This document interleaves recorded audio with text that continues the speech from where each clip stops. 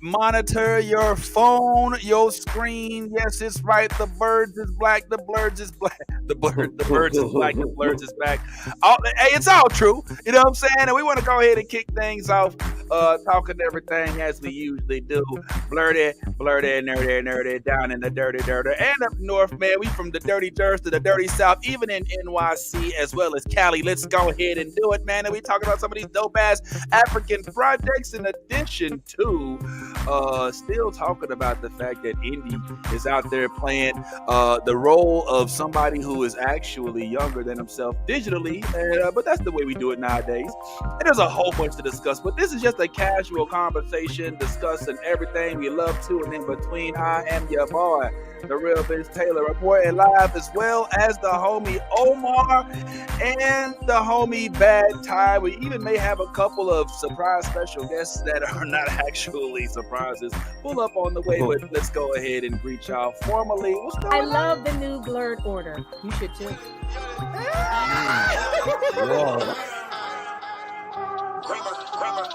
Let me get all this 10P Wayne. All the niggas rapping about the same old thing. I've been coming through with the same old gang. Ain't shit changed except now I ain't got a name. Got it out the mud, but we got no stains. Cold ass nigga with a gold ass chain. The girl call me daddy, not my government name. Money on my mind, got them bands on my brain. Let me tell y'all about a nigga I know. The nigga stay clean, so he always got hoes. Light skinny bitches like.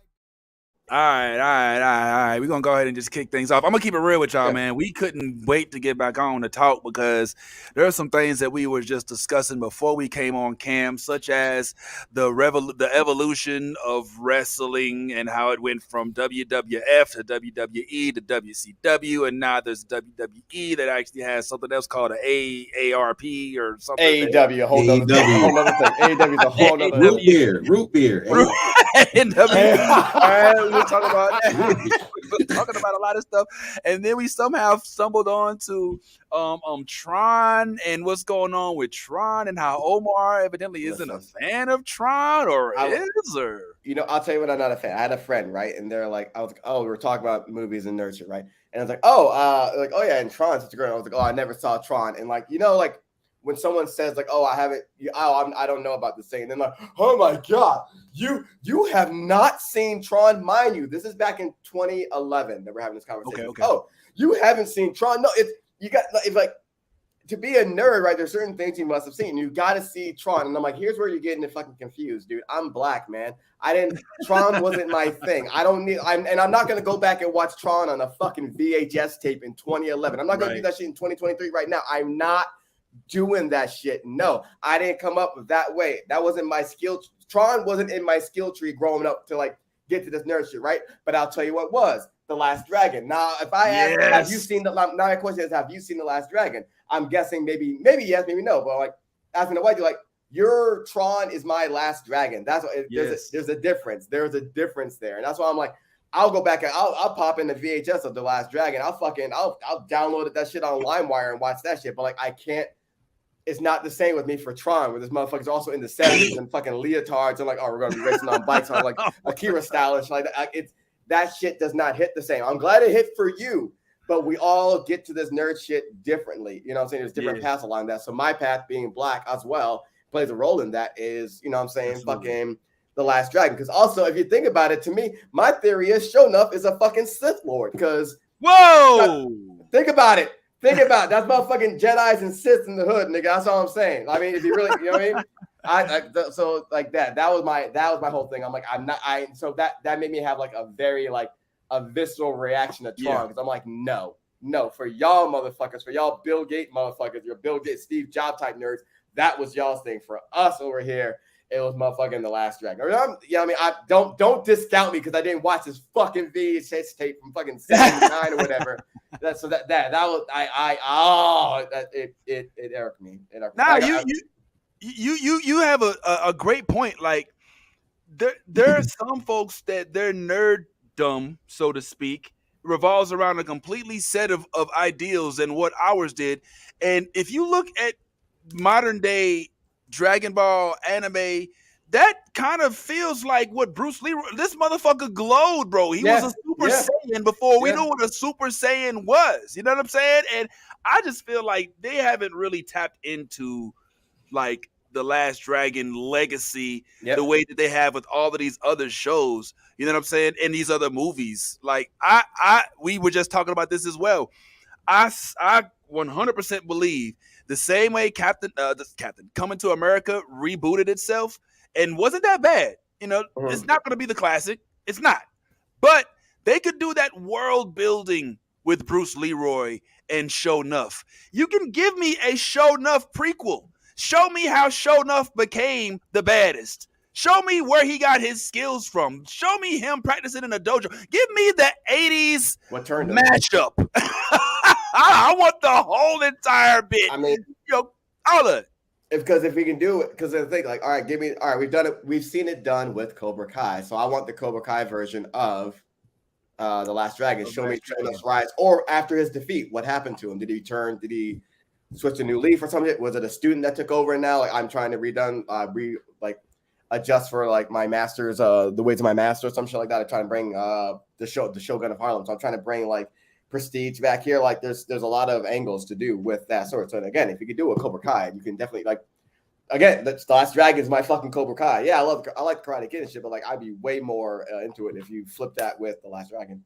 Now you're in luck, Omar, because you happen to be on screen with somebody who is actually a good friend. Nice. Dare I say, damn near a family member. Yeah. One of the starring members of the original Last Dragon. Mm-hmm. Bad Ty here, who shares the DNA. I'm gonna see if I can get my daddy on this show, man. I'm gonna reach out. I'm gonna reach out to my pops and see if I can get him on this show, man, and see if he want to talk about this, man. Facts. I'm really gonna do that. But yeah, last time I saw him, man, you know, he was telling me that like it, you know, it could happen. It could happen, and and by the running back. Evidently. And NSA is like, nah, we don't want them living. They out here late. Nah, they're getting too close. They're getting too close to the truth. Yeah, man. Look, you about to drop some secrets, homeboy, and you know what I'm saying? The secret of the dragon just tapped into your Wi-Fi. So yeah, man, go ahead and handle that, man. Speak back. We'll let you get us. But I don't know. Does it change anything for you now that Evan Peters is involved with Tron? I've never been a Tron guy. I haven't even seen all of the second one. I don't know. I might have to look up what Tron. I don't care. I don't. If there's white guys playing video games, cool. I like Ready Player One better. So what? You know what I mean? Like, you know what I'm saying? Like I don't.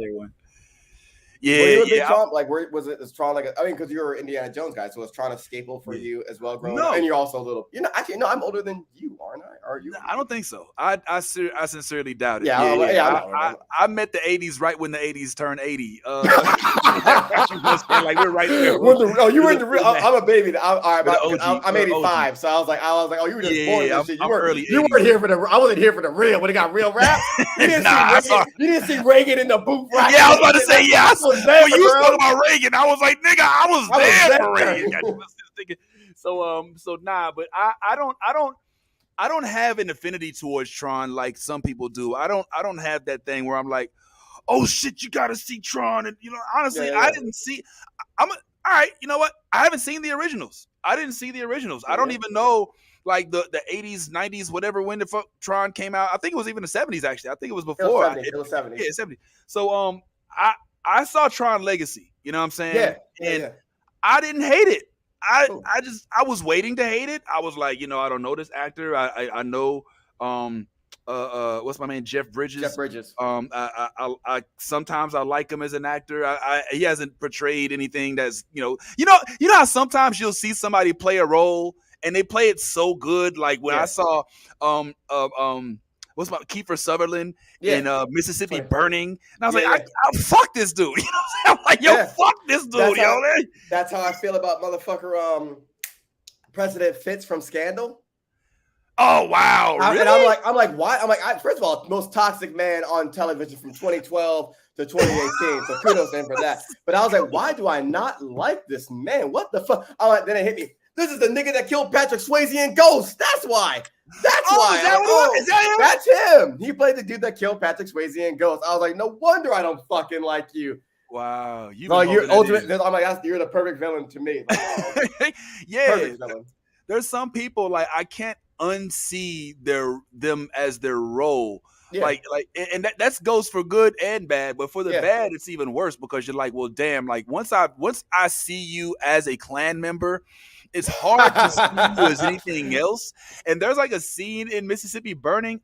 Wait, is it Mississippi Burning? It might be. I might be talking about A Time to Kill. It might have been A Time to Kill. Oh man.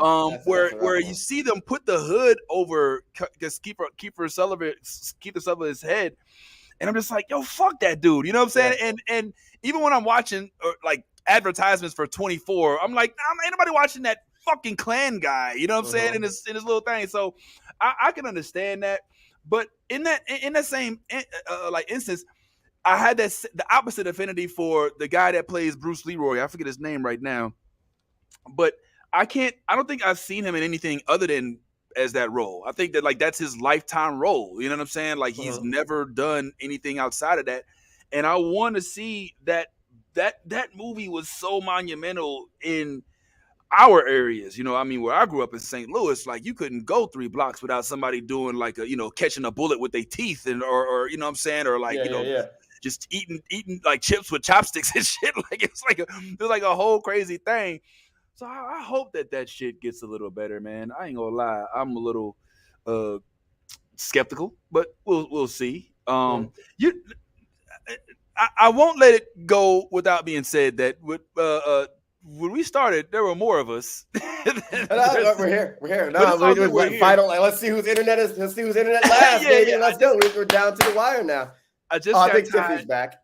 Okay, I got Ty. He says he had to restart his computer, so he's gonna pull up. So those of y'all watching and listening, bear with us. And of course, we have the star child in the building. All right, Shake. Okay, what's that you had there? That looks tasty.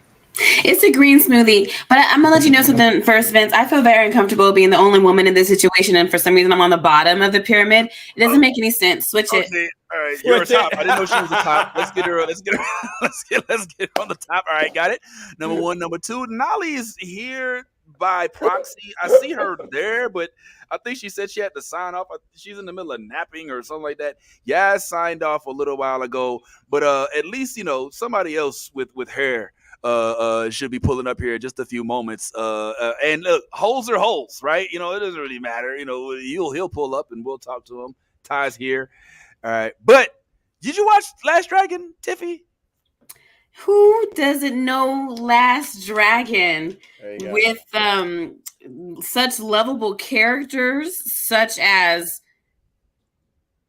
Oh damn! Yeah, I see. There's the point of how we all nerd differently, and so different. Like, whenever I'm like, "Oh my god, you haven't seen this," it's like there's a difference. Like, because we were talking before about how I had a friend that was like, "Oh man, you haven't seen Tron? Oh my god!" You'd be like, "To be a nerd, you really gotta see Tron."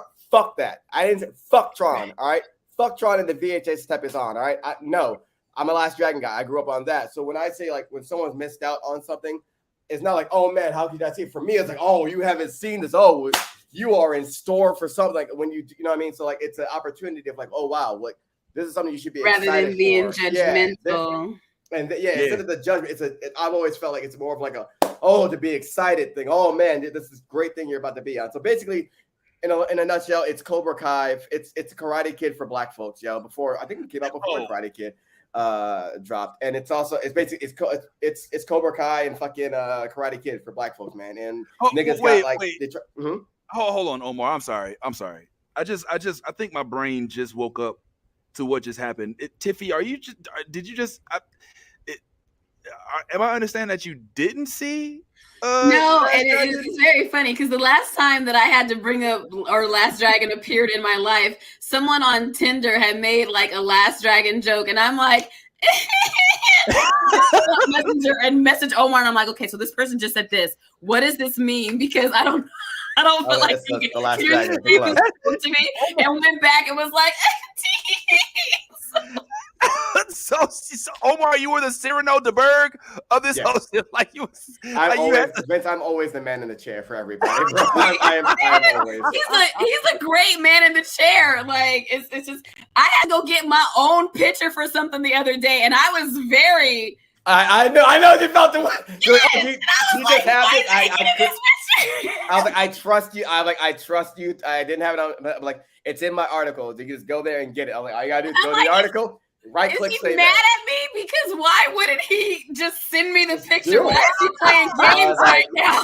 I like the bird's gonna have to fly today. I believe in you. I believe in you. I made it easier for you though. It was so ghetto. I had to go to the website and scroll and then save the picture. It was awful. And that's just not even have to find it. That's just even like that. It's in this location. That's something that I wrote. I don't do anything. If it's submitting a video or anything to Black Nerd Problems, there's a whole procedure, and I'm like, Omar, I'm gonna send it to you, and then you can do all that because I'm not gonna do any of that. Yeah, it's social media. And I'm like, yeah, all right, it's this. I'm not doing any of that. What the fuck? I'm so If you broke protocol, Omar, and as a general, you allowed this, or this is interesting because you're trying to get. I can see exactly what's going on. You're trying to get her to be more self-sufficient with regard to the generation. So you don't want to feed into you just hit me up for the picture because I got you. You want to be like, no. You need to go up the mountain on your own on this one. There's a journey involved. I do not wish to go. And see how immediately he knew which way are you? Yeah. Immediately you knew which one. I knew which one he wanted, but like my hands were tied at the time. I couldn't. I was like, all right, and I knew too. I was like, he's got. I know, but I'm like, I'm like. When I hit you with that, yep. When you're like, did you get the picture? Yep. Yeah, I got it. I was like, good, okay. My hands were tied. Yep. But I was like, I couldn't. I'm like, oh, I can't. It was the one time I couldn't do it. I'm like, okay. And I'm like, if he hates me, he should just say that, and we can end this friendship now. But also, like, you're allowed to break protocol. Like, you gotta realize that between me and Will, I'm the one that breaks the protocol all the time. It's me to a point where like we were two things. One time I know I'm going all over the place. One time we were in a meeting. We were doing a retreat. This is years earlier. We were doing a retreat at Will's place, so we'd all come and meet there. And then we're talking about something. And I swear to God, I was listening. And Will's beside me, and I think it was Nicole. She was talking about something like, "Okay, we're gonna do this, da da da da." And I'm like, "Yeah." And I was buying a T-shirt, and I kept flipping between red and black, which color to get it in. And Will's beside me, and he looks forward, and he's like, "Get it in red, man." All right, so what we're gonna do? So he knows me. Two, we were at a meeting one time. He's like, Omar, am I correct that this is here? And I'm like, well, which one of us is the organized one? Why are you? What are you? He's like, he's like, my fault. I'm like, no, that is correct. But so, like, no. I'm the wild card, baby. I'm over here. That's me, baby. The entire meeting that I missed, where like what were we all doing? And you're like, oh, we have to go to this meeting, and I was like, all right, bye. Yeah. Completely forgetting that I was also supposed to be at that meeting and knew about the meeting, which is like, y'all have fun at that meeting, whatever that's about. And later was like, and they're like, y'all streamers, y'all just didn't show up. Huh? All right, okay. Yo, it's not always easy to round up the troops, man. And I mean, I'm not speaking from that position, but it's like, when you have a vision. One of the most impactful passages I read in the past couple of years was, don't be discouraged when others don't adopt, your vision because they don't have that vision. You know what I'm saying? Like sometimes people don't get like, here's the end result. Like you in your head as a creative, Tiffy, Omar, when you think of a project, you're like, okay, I see what this is going to be. Like before you make that video, you already know how it's going to end up. You may make some adjustments in the middle of it, but the reason you're going forward with it is because the vision in your head is manifest that this is what the end product's going to be. And between creative thought and creative product, there is like a whole now when that creative product involves others, it becomes complicated. You know what I'm saying? Because sometimes you're like, damn, if you only knew what this project's and like I feel like we all share that. Everybody on the screen shares that. And for the stuff that we're doing right now, which is why I think that we jive well.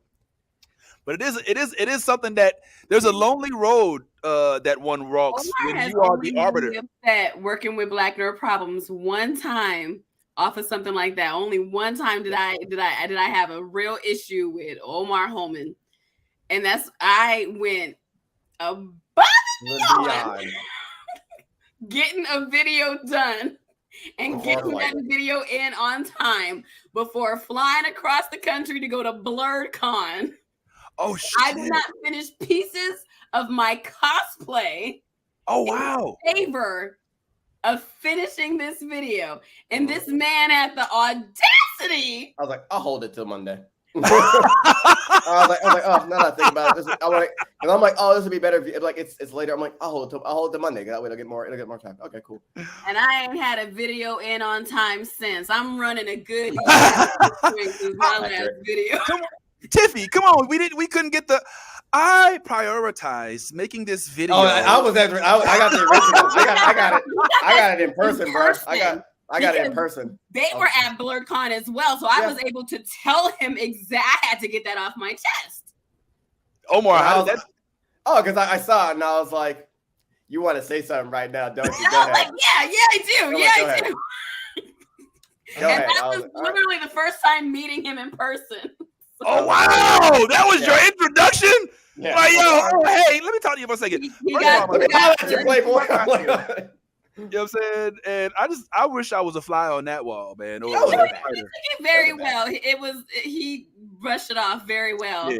Omar strikes me as a very mature, very well-rounded, level-headed,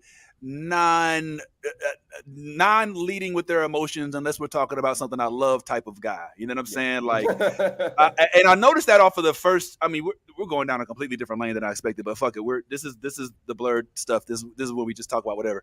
I noticed that in the difference in your responses to the videos that we currently have pinned on our Reels page, where in the Simba one, Omar is getting ate apart in the comments. Mind you, not about his physical, not with the chauvinist, misogynistic bullshit that we had to deal with on the Aladdin post. Think about it. But motherfuckers were coming at did we see the same movie? Omar, what the fuck is he talking about? Simba was perfect. Did you even watch it? You don't fucking joke. Like, they see it and they are so deeply offended. And I can't even say that it's from a super fan standpoint. I'm a super fan of this shit. Like, you're not gonna out Disney me.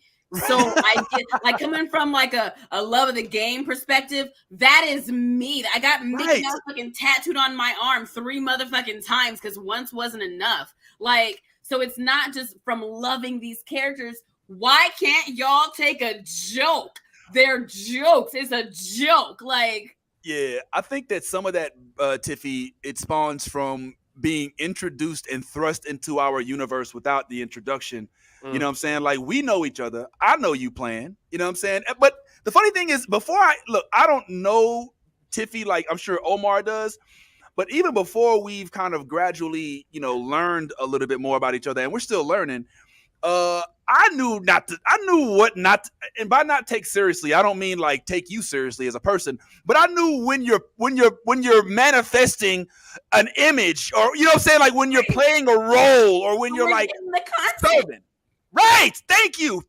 Like, there's a huge difference, between somebody who's an asshole and somebody who's talking because this is the character I'm playing right now for content purposes. That's what I saw immediately. Right. And for me also as a viewer of these things, they need to, you're coming in with partial information. It's a clip of a 2-hour-long podcast. Thank you. You know that. So they don't get much from me as far as, they're coming in with a piece of the information. They know they're coming in with a piece of the information. So stop making these big grandiose assumptions about people. Like, and some people get it and they're able to join in on the joke, even if they disagree.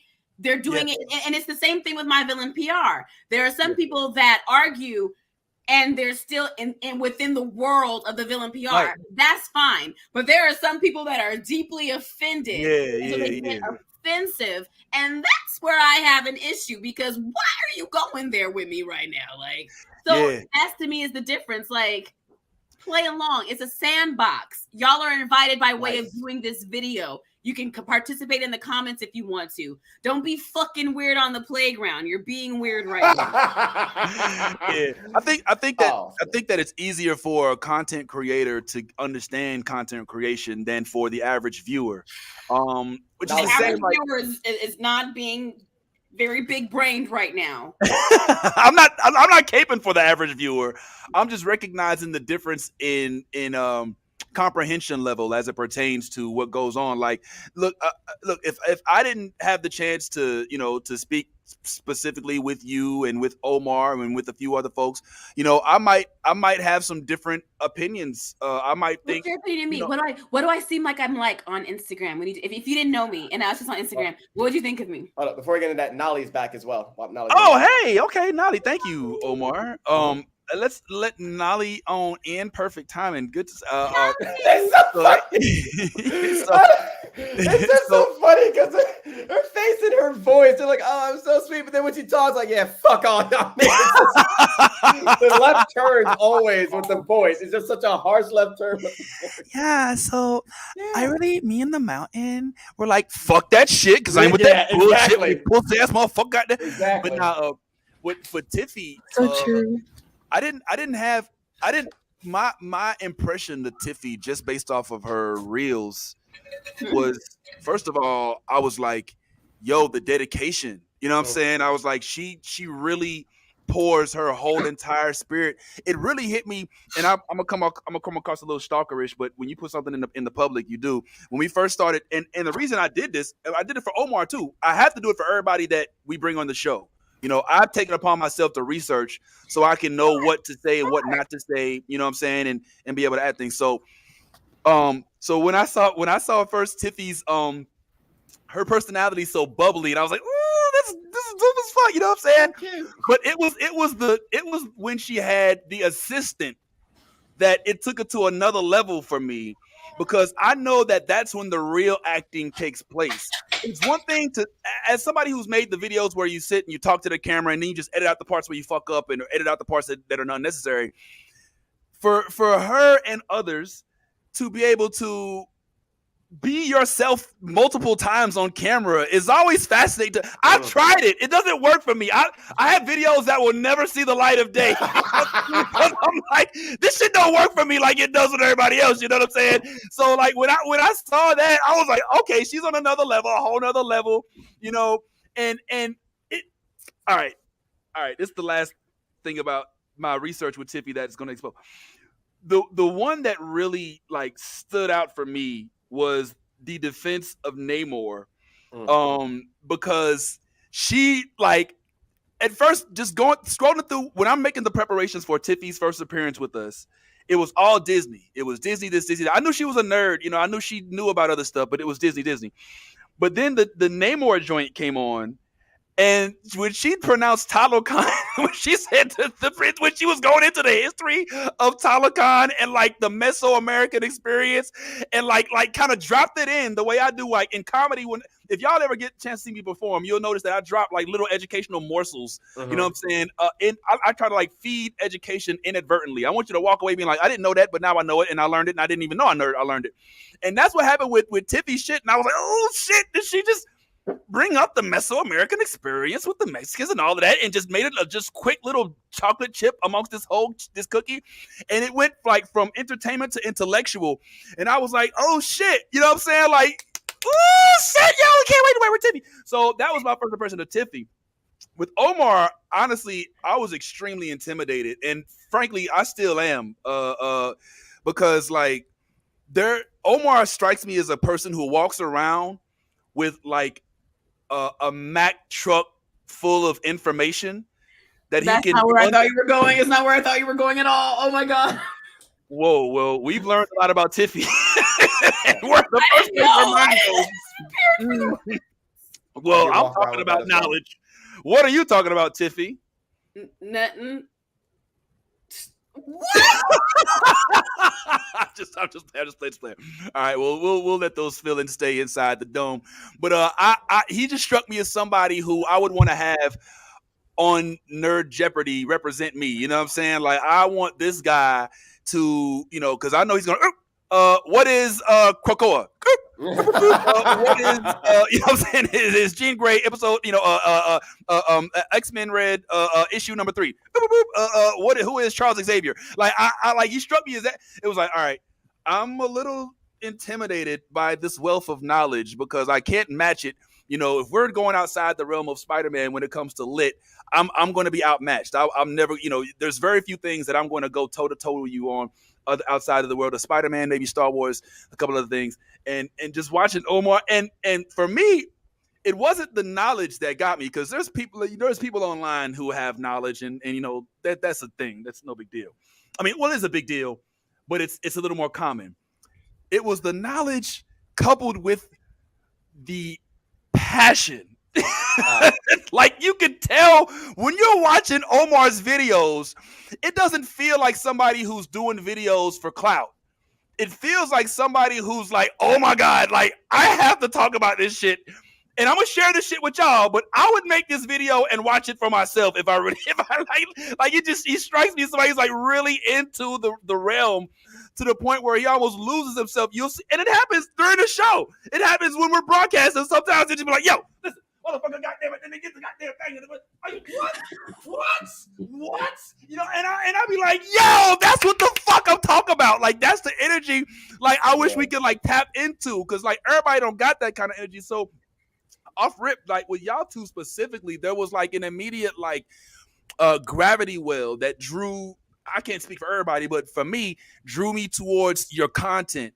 And I'm just, just kind of full disclosure, I'm just happy that, we could be on this journey. So that's my first impressions. There's many others. Let me give you a dickhead moment then, because we were talking before about what the fuck? What was it before? Where it was like, oh, you're trying to. I think it was trying to help someone out with something, right? And my job. Not the job thing, but it was like, oh, you're trying to. I this a knowledge of something, that's something you're an expertise in, and like you're trying, not doing it without judgment, right? Yes. That's why before I was making the face, I was like, I don't know if I want to share the story, whatever. I'll leave out names.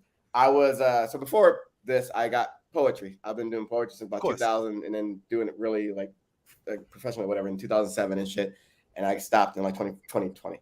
And so I was helping a team out, and they were doing there, and I'm a pretty funny person. And so I was helping the team out, and there's a part where a dude does like go into like a little R&B singing, because he's an anger translator. And so there's a part where he does like a little he goes into like a R&B situation, and I'm like helping him out, and I'm like, okay, I'm like, when you do this, why not come in front of the person, grab the mic, lean in, and just, you've been going quick, just go slowly, lean in, and hang on the note, and I think that'll be better, whatever. I'm like, okay. And so I helped him with another choreography. I told him another choreography for another poem, which is fine. But then for some reason, when I gave this note, because they weren't comfortable, they weren't used to doing it, and they weren't comfortable doing it, they're like, oh, it kept asking the other coach, and then the other team like, y'all think that's funny? I just don't think it's funny, man. I'm saying like, okay, you don't have to use it, but then they almost saw like, it's working though. Like, no, this works, and I'm like, and then I was like, oh, he's like, I just don't think it's funny. I'm like, okay. I was trying like, man, y'all really think? And then it was about maybe the third or the fourth one where like the nice me then left the building, and then the other me came in, because like, I just don't think it's funny at all. And I'm like, well, I guess I'm like, then fuck me then. What the fuck do I know? I've only won 3 championships in this motherfucker. I've only been the Grand Slam champion, and where the fuck you been? I only placed second in the world, my fucking team, for this whole event. What the fuck do I know? Only been the funniest motherfucker from 2007 to fucking 2020 to 2014 when I fucking stopped. But fuck me though, right? But fuck me though, right? Brian in the back, this motherfucker don't laugh at shit. He actually got a fucking chuckle from you from doing that shit, which you weren't getting before. But fuck me though, right? But fuck me though. So fuck what I know. I mean, I'm only here wasting my fucking Saturday afternoon to help you out and do this and help you with anything. But fuck me though. I'm not even really the funniest nigga here, right? So fuck me though, right? Fuck what I have to put in, right? And I just looking, and then my friend was like, the other coach was like, all right, so maybe we should take a break here. And I felt so, because they're younger, and I felt so bad. I was like, I'm sorry, man. He's like, I'm walking out, I'm like, I'm sorry. I shouldn't have. It took a lot. I'm trying to help, and I'm trying to help, and then he's like, Omar, you did nothing wrong. I've been. Motherfuckers think they're so high up, they got to see there's another level to this as well, and also someone trying to help them and whatnot as well. And then when the original coach came back, the head coach came back, oh, I like this a lot. I'm like, I'm sorry, can you just say one? Yeah, I like this adjustment. I'm like, all right, I just want to be sure. And then she's like, all right, everybody go home. He's like, what happened? What happened? But then like after that, that was one of their most popular pieces. And then also like that was like that advice was something they did keep, and like it get the laugh every time. And like never spoke of it again. But like that is like the other side where it's like, oh yeah, I would never. I remember what I was gonna say. I would never like, oh, I'm gonna flaunt my knowledge. No, I'm not. There's always someone that knows more. I'm never gonna be a dickhead. I'm never gonna be a dickhead about this thing. However, when you're giving your advice to somebody and you're helping them with something, that's what it was. You're helping with like to see the vision of something. That's what the vision of something, right? I'm like, I'm never gonna give you some information that's gonna be detrimental to you. I'm only ever trying to help. If you're not comfortable with this, okay. However, your uncomfortability is now it's being a slight. It's now being a slight now. And I don't know, maybe because you're young. I don't know if you're being disrespectful. I don't know if you're being disrespectful or not. But let me remind you who the fuck I am. All right. But that's poetry, which is a competition. That would cry. That's like and that would happen at certain points with certain other coaches that are not like, you're getting up here. I don't feel comfortable doing this piece. And how the fuck are you going to represent us on stage? You get in front of a bunch of strangers. This thing that you do, the thing that we do some people do it for a living. This thing that we do, like you're not like there was a situation where not with me, but another team where it's like, oh, your person cried because it's like they were just because the coach was this legendary writer, and it's like, they're being heart-wrenching, but like you got to pull the trigger, man. We've been doing this for so long. I'll get like, yeah, I'm a legendary writer, but like, I'm here to see you do this thing, so you have to. You got to pull the trigger, which I just like just going back to like, I never want to be judgmental, but if I'm helping you with something and I there's a difference between like I'm helping you and you're throwing that shit back in my face because you're uncertain. There's a way to be uncertain with something if you're not clear with the vision of it. Cool. I'm not here to, I'm not trying to sabotage or anything like that. But it gets to a certain point where it's like, okay, now let's realize the reason we're all here in our roles. And that's why I no longer not why I no longer do, but that was the slam version of me that I'm no longer I am no longer. I get it. We actually have a picture of that moment when Omar went off on that dude. I just like using that picture over and over. But yeah, I can understand both sides of that. And I okay. I thought he was giving me the talk. I thought he was talk to the hand, Steph, Martin Lawrence. But I can understand that because sometimes when you have a vision and you don't see, outside of what you thought was going to bring you to that vision, it can be a little disconcerting. Like, I'm gonna keep it real. Like, one thing I'm grateful to y'all as of content creators kind of schooling me to is that I was using like 3 paragraphs worth of hashtags on like every post. You know what I'm saying? And I'm gonna keep it real. Like in some of the videos that I've had that have hit the most, sometimes you don't know what it is that attributes to it. So you're like, okay, this one got 1 million views. Yeah. I used 23 hashtags on this one. Going forward, I will use 23 hashtags on every single clip that I have. But then to see the success that y'all have generated without having to use each and every one, because I'll sit like if I spend 3 days editing a video, right? You want that shit to be right, and I'm proud of it, and then I drop it, and it gets 99 likes. Oh, I've been there, bro. Yeah. Talk that real, Vince. I'm looking at everybody in this bitch. I'm like, Todd, you didn't like my shit. Like, I'm like, Nolly, didn't you see when I tagged you? You ain't even like the shit. But I'm also like, well, maybe if I had put this hashtag in that bitch, how come if I had dropped it at 9 a.m. instead of 3, if I had done, and all these things, and I'll sit here and that's one of the reasons why I stay medicated. Shout out to my favorite dispensary down the street. But I like anxiety is a real thing. So like when I hear like that's why it's difficult. Like I ain't gonna lie, we're being candid here. And then Ty, I hope you're ready because I want you to ask your question after this. I'm so apprehensive about sharing my edits before I drop them, and it's because the moment you get in my head, I'll be like, "Fuck this shit." I'll be like, "Yo, fuck this shit, man. I ain't posting this shit." You know what I'm saying? So like, I'm like, I don't even want to. Like, you know how much I had to think about whether this half a second belongs in it, and this music should start here or should start there. Yes. And so like, if I share, that's why like you rarely see me be like, "Yo, here's the video I'm dropping on Tuesday." I'll be like, "I'm dropping something on Tuesday." You know what I'm saying? And I may on occasion I'll be like, "You want to see it?" You know what I'm saying? Like I sent Tiffy something and I felt so bad because, there were some things we couldn't share on that page particularly, so we went another route. But that was an instance in which I was basically asking to collaborate with her, which meant that her brand was going to be affected by it as well. So she has every right to be like, nah. If I'm going to subscribe to this is going to involve me and things that go on my public page. And I have things going on my public page that could impact my future. And I don't need something silly that I said on a Saturday morning coming back to bite me 6 years later when they cast this role. Lin-Manuel Miranda. Yeah, I didn't want to. I wasn't trying to. I didn't want to call it out, but I didn't realize it. Like, yeah, because like she was like, we had made this post, and it was about Little Mermaid stuff, and it didn't necessarily. It didn't portray it in the. It wasn't a shot out of context. It wasn't a shot at all. No, it wasn't a shot at all. But that particular clip out of context, it looked like a shot.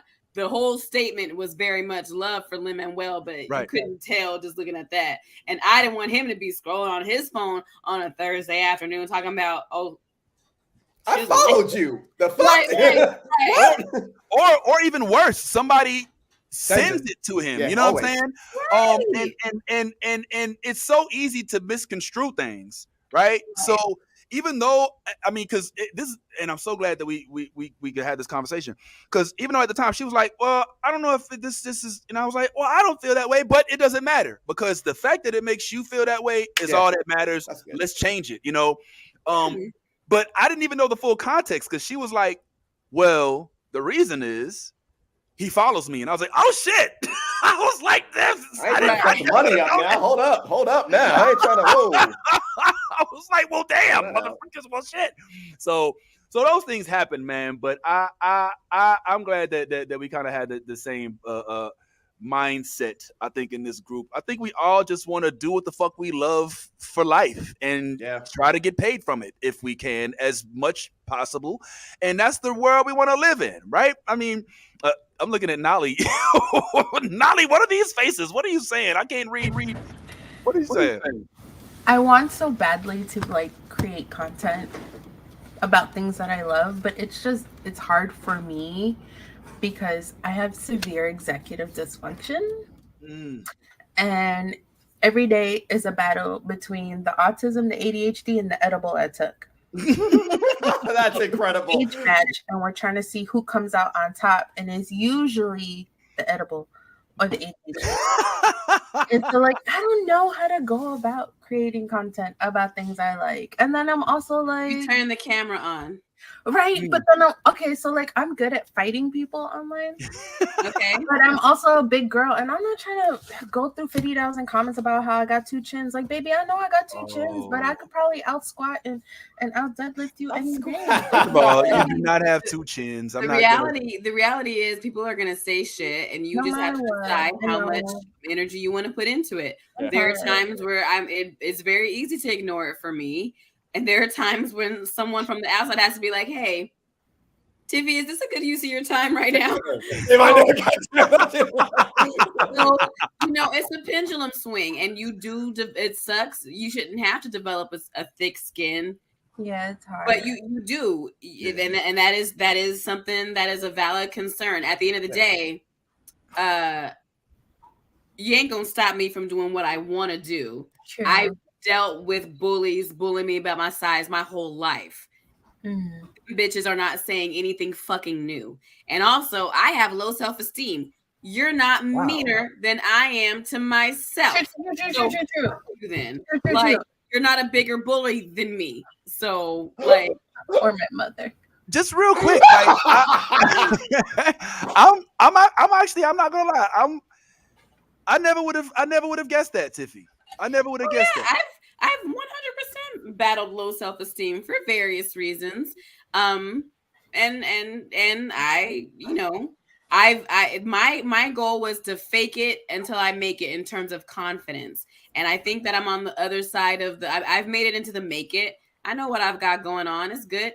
But but yeah, there's a lot of And if you go far enough back, my content has changed a lot over the years. Oh yes. And if you go far enough back, you'll see where I talked more candidly about these things, or when I decided to pull back from sharing that personal side of me. And there's all sorts. There's a whole Tiffy history on Instagram if you go through those captions.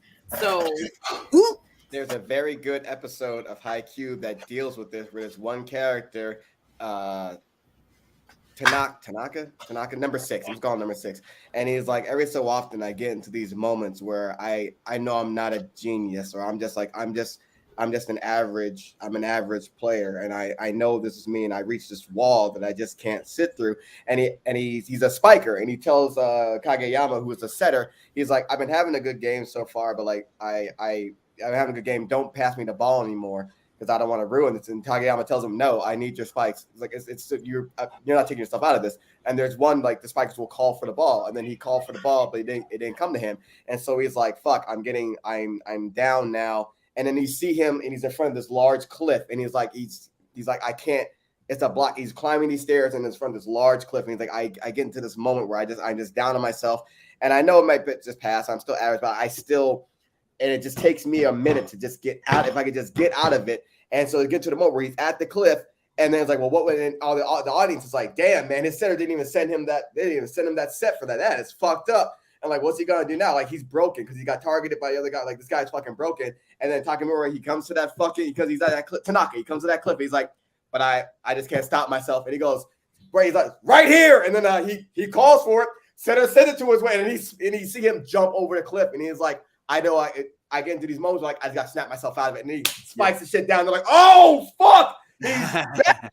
It's a really great metaphor for depression and low self-esteem, and like getting yourself over that hump. And sometimes, like, it comes out of nowhere sometimes. And it's a really great, like, this conversation just reminded me of that, where it's like it's the outside things coming in, all these things coming in to hit me, but then, like, also it's like it's on a little help from my friends and on me that can get you over that cliff. And the shot is just him jumping in his mind, jumping over this cliff. He's like, I know I just gotta get through that shit. And then, like, nails it down. Like, so that is a great analogy for what we're talking about, which is also why y'all motherfuckers should be watching Haikyuu.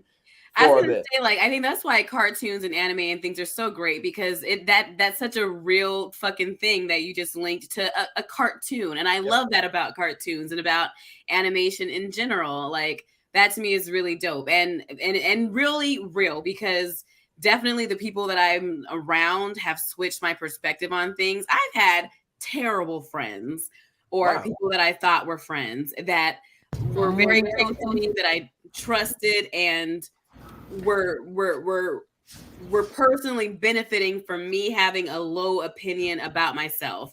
And that includes like past partners and exes and things like that, just like not good people.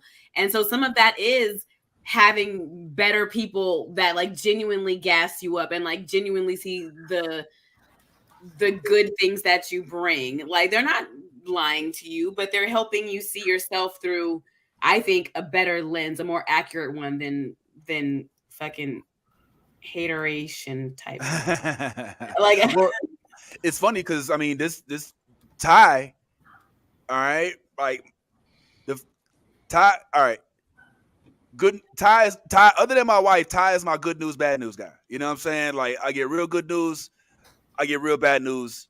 I'm gonna hit up Ty. He gonna keep it greasy, and sometimes he says shit that I'm like, ouch, ow. You know what I'm saying? I didn't want to hear that now, but I needed to hear it. But that's how you know your true people are. And in opposite of that, he was somebody I had to kind of like, kick screaming into this whole project, because he was not seeing himself in the same way I was seeing him, which is still happening to this day. We're still working on it, but I was like, nigga, like you got the gift of gab. You know what I'm saying? All I'm gonna do is turn the camera on and we're gonna do the same shit we've been doing on the phone. But Ty's like, nah, I gotta practice this shit, B. I don't really know this shit like that. I need to do this shit for at least 3 years first before we go. You exaggerating. I never said no 3 years. I need to start in like 2030.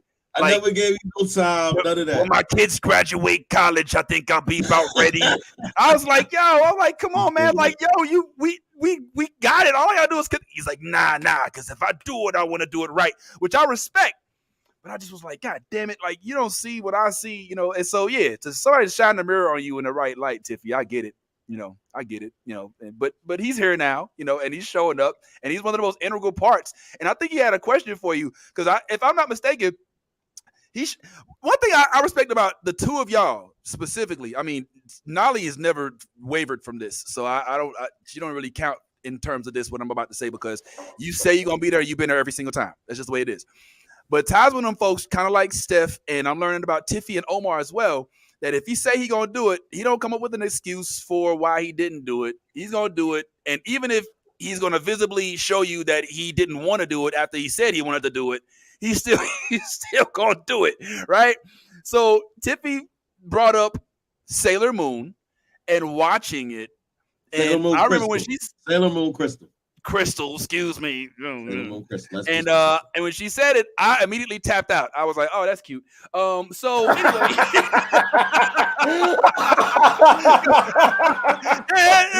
I'm just keeping it real. I'm just keeping it real.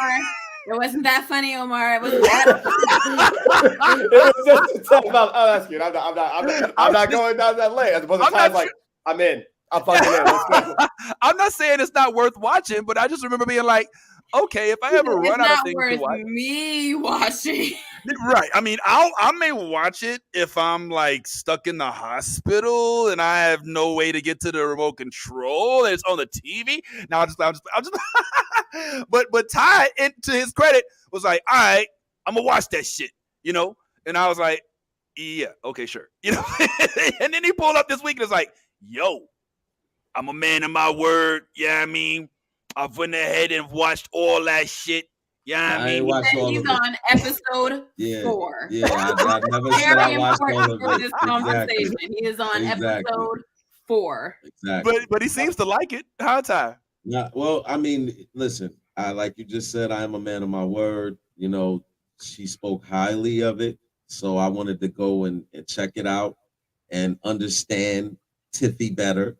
And she made some bold statements in regards to my boy Goku and how, what is it? Yuti Yaga?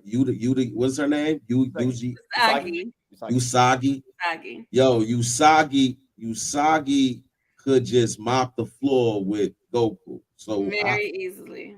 So I went and I started watching. First episode, there's a cat with a crescent on its forehead that gives her an item, and that brooch, I think it's a brooch or something, or like something like it's something they call it the silver. What is it? The silver. What is it? Well, she's searching for the silver Imperium crystal. All right. Ultimately. So she got this item, and once she got this item, she didn't know how to use it. But then the lady, not the lady, but the cat told her you have to say the words, and then the words was moon, prism.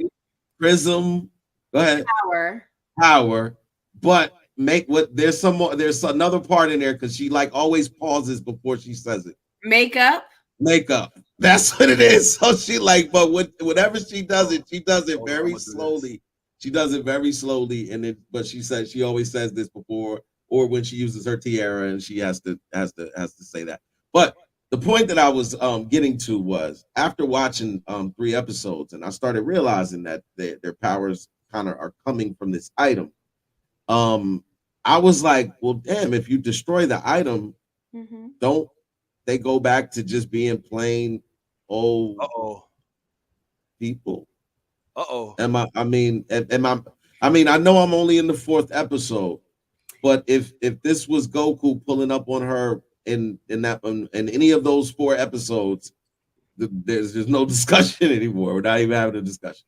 I feel like I don't have to entertain this as a serious because that's very silly. Because you're talking about the very beginning of a character's arc. that'd be me saying, okay, let's have Goku on episode 4, and understanding that he starts off very strong, but he also has a character arc where he gets stronger by the end, does he not? By the end of her series, she's Sailor Cosmos, okay? She is the entity of life and love itself. Like, she is literally unstoppable. She is a goddess. It would be unfair to put her up against episode 4 Goku. He hasn't had any of the training that we witness as an audience before he gets to his strongest form in the series. So you're not serious with that question. No, so that wasn't even a question. More, it was more of a statement. It was never a question. It was never a question. But I will say this: my initial question was, does her power come from this item? Initially, she does have to draw power through those items. As she continues to grow stronger, the items actually, I have I love this mug because she has a lot of different physical weapons that they end up using. So they do have different weapons and different things that get channeled throughout the series. These ones are all hers too, different like transformation pins, things like that. But ultimately, the power is from within herself. So that's also part of her character arc, where it's not so much about the item. The items, they get powered up. They give us, they range in power like as she grows as a character. A big part of it is very much like new sparkly item, bejeweled. Oh, this is one of them too. I'm wearing one of them, one of her wands. So like, yes, she has items. She's also thrown herself completely into a void and erased time itself, and created whole new realities. So it's not so much about the item. She's more powerful than Goku, and that's just a bottom line thing. My favorite thing about when y'all get into, like, when a nerd goes into like a thing, they're like their expertise and whatnot, is the look on their face and how they do it.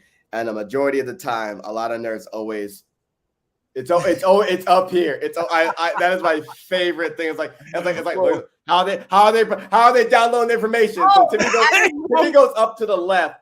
My stairs out here a lot of the time. Maybe, but I put the cup back, so I was looking back at the cup again. It was before, after that, you're like, I'm recounting that it's up here. The information, that's like a nerd staple. The information's always right. It's above the head. You gotta right there. It's because it's literally above us. This is not an opinion. This is just how it has been. Now there are certain things. Goku, when it comes to hand-to-hand combat, things like that, he's gonna fuck her up for a good long while. Like he's gonna lay that on her. But she's durable as fuck. Like literally has been ripped apart, has no longer existed, and she's been like, you know what I'm gonna do? Rewind time, because she's reality itself. She is incredibly powerful. So and all of her attacks, she's not a hand-to-hand combat person. She's a long-range attack. So Goku can get some good licks in, would not be able to take her out. He could get some good licks in, but he has to be able to touch her first. And he's not doing that. If I know Goku, them licks ain't hits. No. He's taken out, who was it? But I forget his name. She took out a planet from across the universe.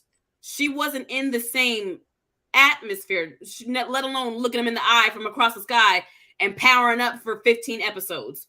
She ain't got to do that either. So... Oh, I love this shit. I love the energy. She's very defensive of Sailor Moon. Because I love it, and I think it's something that's really unexpected, and it's a hard pill for. And I'm not saying this about the Dragon Ball fans here. I think that y'all are more open-minded than that. But a lot of time, I find in these discussions that have been going on for decades, I think people find it hard to believe that this girly character and like the mother of all super girly, the girliest of the magical girls is insanely overpowered. And she's insanely deadly.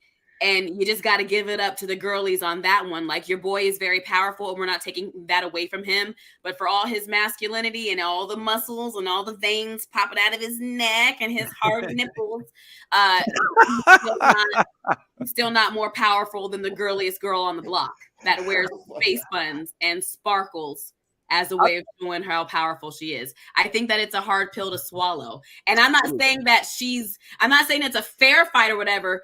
They made her that powerful in that series. She's overpowered. It's ridiculous how powerful she is. But if we're looking at as it's written, the creators of Sailor Moon went there and they made her that powerful.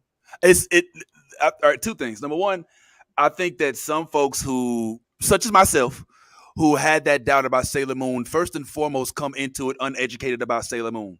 So we're coming in at half cocked. Like I'm sitting there saying, no, she can't, and I can't tell you the first thing. Like you just said, this chick rewound time or some shit. And I'm like, for real? Like I didn't know a sailor could do that shit. You know what I'm saying? Number two, it's so funny to see Ty so much more like acquiesced than he was before you came into the room and was popping off and was like, yo, I got the smoke. Where's Tiffy? I mean, it wasn't like that. It wasn't about I got. Am I right? Like Omar, I'm just gonna call him out. But for Tiffy, you took a break for a little bit. I think you was making a smoothie or something, and he was like, yo, where Tiffy at? Yo, of course, I got the smoke today. He just said I got the smoke. I'm ready. Bullshit ass bullshit. And ain't no way in the world this skinny ass little white chick, bro. Like, he had his card. He had his debate cards. How can you? He was like, I'm ready. How can you debate something like? You are on episode 4. It was more for you to. I could be. The thing is, I could be wrong. You don't know because you're on episode 4, so you don't have an argument right now. Which isn't to say that you might not. You might get to the end of the series if you decide to take that journey or just do the research. However, whatever way you want to. Maybe, but wow. you know, and I know, and everybody knows that judging the character based off their episode 4 shit. She ain't gone through the real shit yet. They ain't gone to the moon. She don't know she the princess. They ain't even got the whole squad together yet. The fuck? It was more of me asking the question, which I led with, which was like again, because my no, hold on. He is rewriting history. It's not rewriting. See what? Like, what's the thing? Hold on.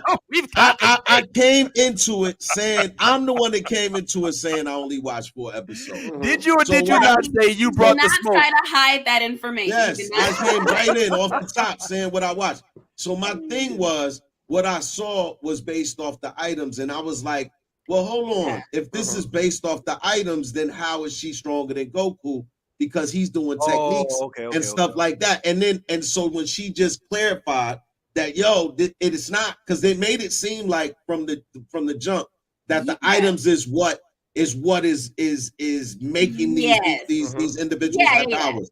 And so when I said that, that's what I was bringing. Now, also, I wonder how far in the whole Dragon Ball storyline have you gone, because as it pertains, Goku has surpassed all of these other things. And the one thing about Goku, I think that a lot of us miss is that Goku fights to the level of his competition. So whenever his competition is superior, he seems to ascend to that level or further to be able to handle whatever he's confronting.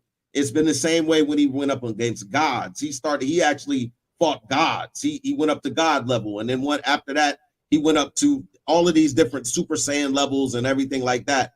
That plenty of the Dragon Ball fans are privy to.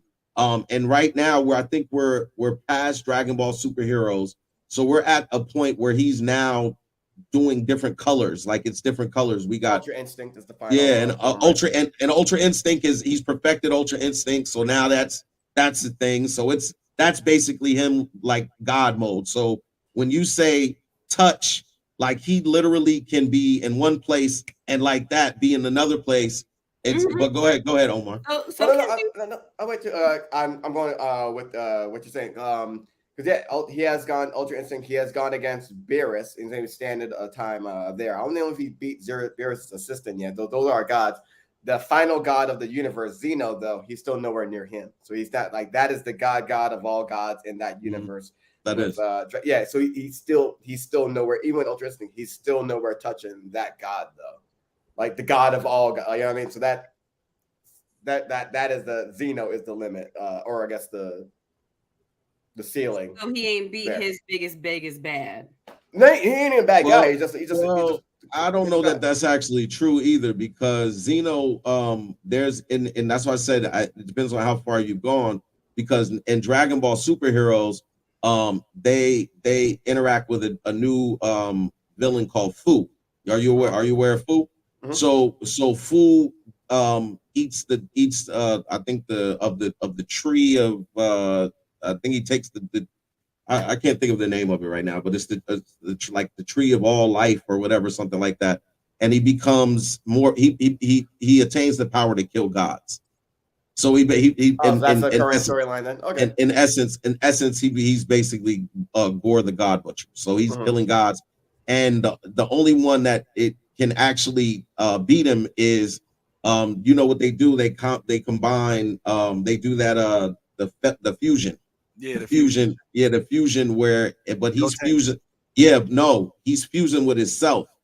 He fuses with himself. His future self and himself fuses. And he becomes an even more elevated. Yo, Sailor Cosmos is so insanely powerful. She simply becomes. She is. That's. No, I get it now. I get it. Yeah, she I get simply is. She doesn't even have to have a body to do so. Yeah. He can't fight something he cannot touch. She simply exists, and she rewrites reality. I'm not saying it makes sense. They wrote her. I was gonna say, aren't the authors married to each other? Oh no, it's author Hunter and Sailor Moon. And Sailor Moon, yeah. Mm-hmm. Oh, so that cute. Makes sense. But I'm sorry, but I'm happy that this was a cordial conversation amongst us.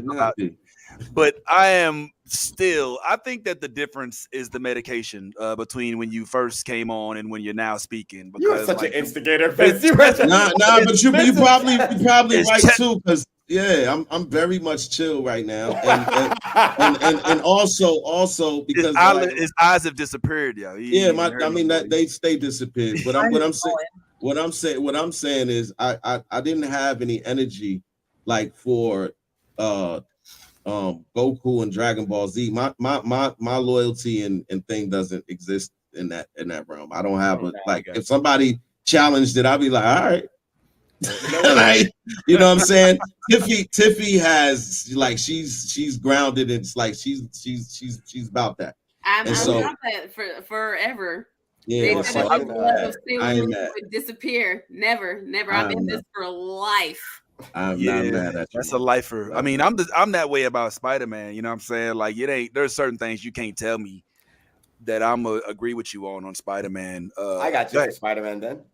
A question I've been asking is so Marvel Universe, right? Who's better with math in terms of math, physics, trigonometry? Who's better at it? Spider-Man, Captain America, Daredevil, or Cyclops?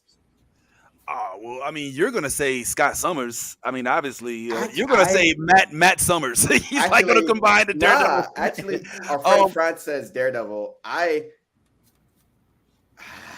might think Scott, but the thing that gets me Spider-Man is right there because he does all his shit on the fly.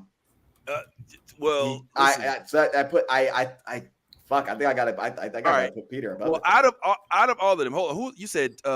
Scott, Matt. Peter, Steve, and Steve Rogers. Steve Rogers. Oh, well, I take Steve Rogers out. All right. The Shield. I mean, he's doing. Let's put it like who's most impressive. I will put him at the bottom. It's like, okay, take away the Shield. What are you doing? What are you using math with? Here's where I go out of all of that. Let's go with the alter egos. Matt went to law school. Okay. Scott, the school for gifted. What exactly are his qualifications? Hold up. Well, what does law school have to do with math? Okay, well, because He's bringing in Peter Parker actually went to school to Empire's University for science and mathematics, and like that's the shit that he's in college for.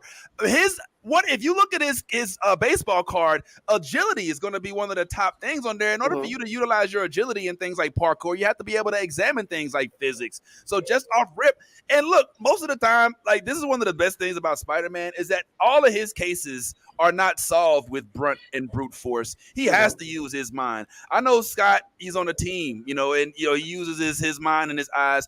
Daredevil, he can go in the courtroom and he can fight you on the street. But there have been times where Spider-Man has had to literally outthink a motherfucker. Like I'm trying to think like I remember, and I go to this all the time, how Spider-Man had to basically trick himself out of killing Mary Jane because the Jackal had implanted a device in his head that made it so that if he ever killed the Jackal, that he has to kill the person closest to him. Like that's not an enemy to fight. That's a situation to get yourself out of. You know what I'm saying? And the brain power it takes revolves more around your brain and not around your brunt. And everybody else, with the exception of Matt Murdock, that I think you listed, is more of a brute force attacker. So I'm biased. I mean, I was I guess the original question was like who uses math with their powers to like make it look like who makes it look the best with math. I'm still going with Peter because I think it's neck and neck with Scott and Peter for me because Scott his math comes from his subconsciously. He has a mastery of trigonometry, spatial awareness. That's why he's able to hit those angles. But again, because Spider-Man India, man. Even he's more intricate than Peter. But like people were saying in comments like, they're kind of downplaying Spider-Man. Like, it's instinct. He's going off instinct. He does math on the fly, but it's instinct that he's going off of. Like, that's not accurate because it's not. He's doing calculations in his head. Yeah. And the biggest example of that was the death of Gwen Stacy when Goblin threw over the bridge. All right, Spider instinct was Weber catch her, webbed her leg, pulled her. That's what snapped her neck. The force, the physics killed her. So when Mary Jane went over the edge this time, when she was thrown off a bridge, he is like, I've gone over the scenario in my mind 1,000 times all the way differently. And he webs different parts of her body so that when he pulls this time, it doesn't snap her neck. So I'm like, I think that's gotta. I think it's Spider-Man. And I just realized to myself now, I'm like, he makes math look and he makes it look. And when he's shooting with the web shooter, even the web shooter is like is designed to a specific degree, which you played the Spider-Man game, right? Of course. Remember Miles was like, yours we're not equal. You weigh more than me. So my design for the web has to be different or it throws the physics of me off when I'm web slinging. So I'm like, to get around even he has to know the physics of shit. I'm like, it's gotta be, I think Spider-Man, Peter Parker's a better athlete. And not only that, like, remember, these are not organic webs. You know, the design of it too. The construction of the actual web shooter, it involves physics, it involves mathematics, and in order to be able, it's not even a question for me, but I did have a question for y'all. So this is kind of out of left field, but this kind of came in my brain like earlier this week, and I was just wondering because I was sitting there watching the second episode. I know everybody ain't seen it, but the second episode of The Secret Invasion, and I came to realize that this is now Marvel. This is Marvel shows now. Like, this is what they're going to look like. There's no variation of them. And I think we touched this last week. There were variations of Marvel shows. By the way, the real answer to that you didn't include was Miss Lafayette, Moon Girl, would be the best. But to use her to get, she doesn't have powers. Her brain is her power. Her brain is her power, and you will not take that away from that young black girl. Okay, thank you. I said her brain is her power. I'm talking to. She's talking to me, but I'm like the power. I said the original framing was like using your brain as your power, like going into like parkouring and things like that, or like a trick with something where I was like, Daredevil uses the baton, Steve uses the shield. There's nothing like I'm going. Well, she's also the smartest person in Marvel. She has weapons. I mean, she's got weapons. She's also the smartest person in Marvel, hands down. So I mean, that's why I'm like, all right, she's got it. Like so this is like really for runner up anyway. And she's still in school. Like she's not even in college yet. She's still in school. She's just about to go to high school. So the fact that this is where smartest, better than Reed Richards, more than Avenger, Hulk, Banner, excuse me.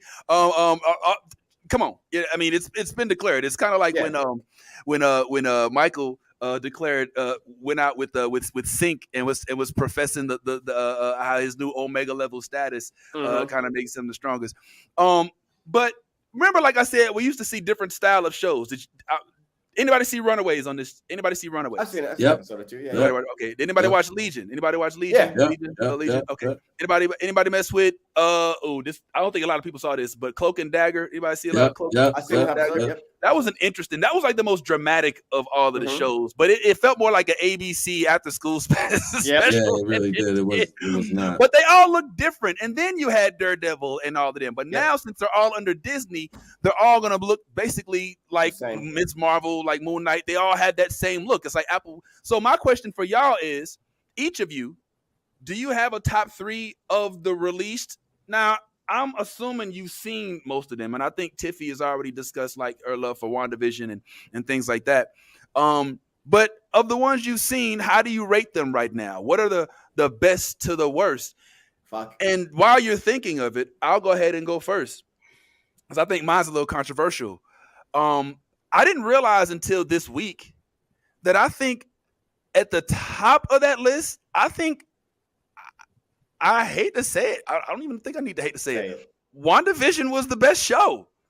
WandaVision was the best show. And I have reasons why. Let me go through the others first, and then I'll tell you why I think it was WandaVision. The next one up is for some reason I like Moon Knight more than everybody else. I like cerebral shit. I like the fact that it felt very. They put there's a little Tyler Durden. It was Legion-esque. It was cerebral. I like that shit. And then for whatever reason, my mind keeps going to Falcon and Winter Soldier. Maybe it's because of the black lead. But I think I'm gonna throw it towards Falcon and Winter Soldier. Although I'm gonna tell you, I'm gonna be on an island when I say I do not hate the She-Hulk show. I hated the CGI, but I didn't mind the attempt at a humorous, friendly show that wasn't so heavy and didn't involve a lot of life-changing, monumental events that took place within the MCU. Now, why do I say WandaVision? Because WandaVision was unlike any show I've ever seen before. And right now, Marvel shows are getting a little cookie cutter, if I could be honest. Yeah. As much as I love Marvel, it's kind of cookie cutter. All right, you got a protagonist that you love but has problems, an antagonist that you don't like what they're doing, but you can understand why they're doing it, and then you have a world that has real things happening, but in a fictitious world. We get it. WandaVision is the only show that went into mental crisis, like loss, the dealing of loss, like the whole idea of what does one of the most powerful mutants do to cope with the loss of her entire family. She makes her own family. You know what I'm saying? She makes a whole town in which she can actually control the outcome, as opposed to what she's dealt with in real life, which is all the people she loves are always killed. Always. Even the person she loved that was not even a human. And so the show doesn't put you onto that immediately. You go into it not knowing what the fuck it is. Why is WandaVision in black and white? This is the biggest curveball of TV in history. Like, what the fuck is this bullshit? Me and Ty hated it. We can go back to our episodes on here where we were like, fuck this WandaVision bullshit. It's garbage. I can't believe MCU got the budget. And after that third and fourth episode where it was like, whoa, wait a minute. You know what I'm saying? But now having a chance to process it after seeing the other shows, looking back at it, I'm like, damn, that shit was ahead of its time. We didn't even realize what was happening until the very last episode. We didn't even know. And then they took that version of Wanda and made her the villain of, get the fuck out of here, man. Get the fuck out of here. It was the best show. It was the best show, hands down. Now, was everything done perfectly? No. Could it have been done better? Absolutely. Were some other shows dope as fuck? Fuck yeah. And I'll watch them all. But in terms of creativity, character development, we're getting 3 characters out of this. We got Agatha, we got Monica Rambeau, and we got a villainous freaking Scarlet Witch. And we may have a new Quicksilver, excuse me. So I'm just saying, like, looking back, knowing now what I know now, it was the most, like, hands down, like bring you everything that you want in a comic book series to screen. It was the most creative and hands down the best. And I just learned that this week. So you know, I passed the mic to Ty. I gotta get it to Ty because I know you got a top three, man. Or Yeah. Loki, number one for me. Okay, Loki, number two. I'll agree with you. WandaVision is definitely deserving. But number three has got to be What If. What if? You know, like that was also something we had never seen, and I don't know if I agree with you that WandaVision was something we never seen.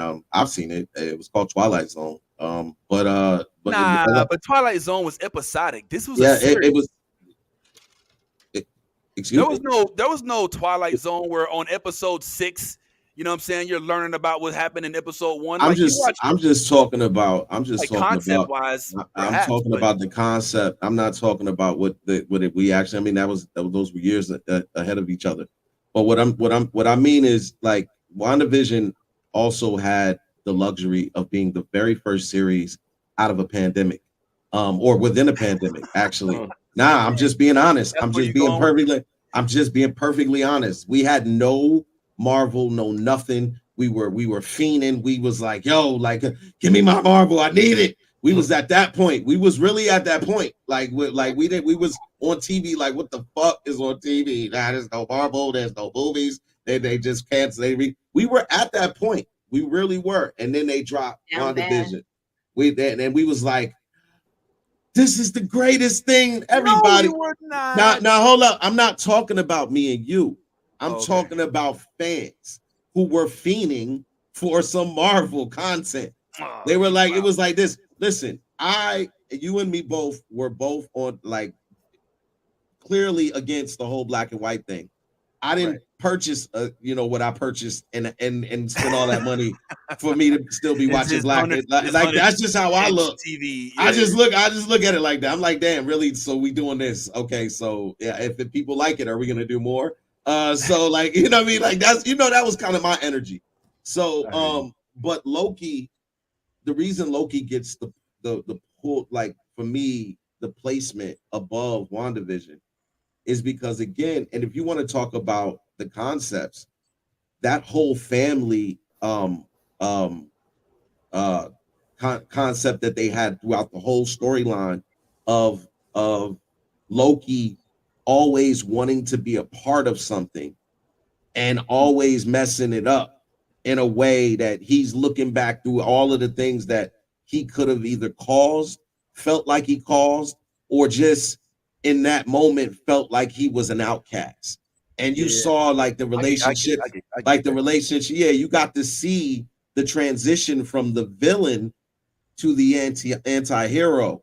And everybody now who maybe, but really at that point, most people like Loki. Let's not front and act like we didn't like him as a charming. He was very charming. He was just like a cool. At that point, we had got cool with him. He would bring him through. So, you know what I mean? But when in this series, you got to really, again, see why I said, and I still say, that as far as stardom, Tom Hiddleston is the biggest star that Marvel possesses right now on their roster. Hands down. He's the biggest star that they have. Got a white boy on their roster. They do. And what I'm also going to say is this. They might not have spent the energy and the effort and the time that necessary with Secret Invasion. It's still early. It's the second episode. Yeah. But Loki is coming out soon. And I promise you, the same thing I said before, Loki would be the best series. It's still going to be continuing to be the best series, because remember, this will be the next time we get to see Jonathan Majors on set.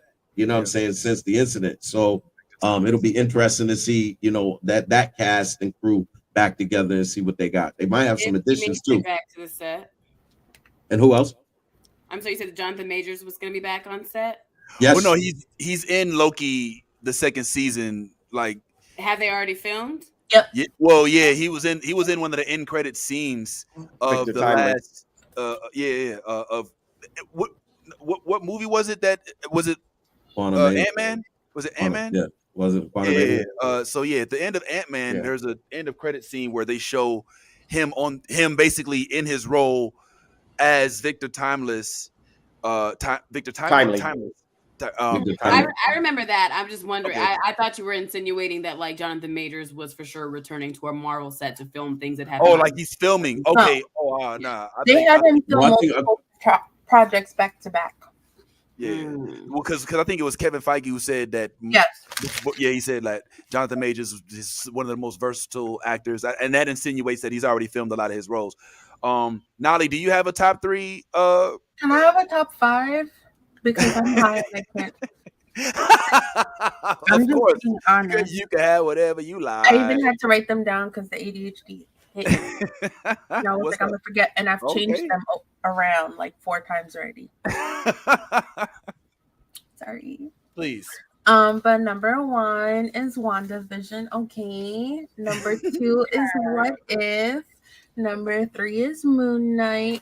Number 4 is Loki, and number 5 is Werewolf by Night. Oh, I can't forget Werewolf by Night.